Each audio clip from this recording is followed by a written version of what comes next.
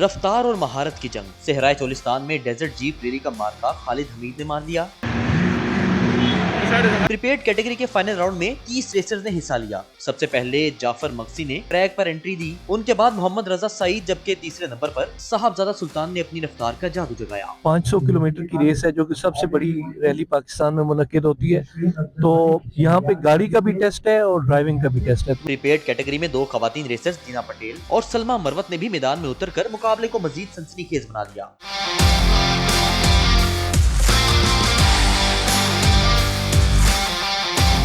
Stock category की A category में अजमारा सरंजाम Khan, stock B में रेहान खलील, स्टॉक सी में राव हमादुर रहमान, स्टॉक डी में फलक शबीर बलोच, जबकि खवातीन ए कैटेगरी में लॉलिन अफवनजादा सबसे आगे रही। स्पेशल स्टॉक कैटेगरी में मरजान यूसुफजई ने मैदान मार दिया। चोलिस्तान जीप रैली के विनर को टाइटल और ट्रॉफी से नवाजा गया। दीगर कामयाब खिलाड़ियों में भी इनामात तकसीम किए गए। कैमरा टीम के साथ रियाज बलोच, बहावलपुर।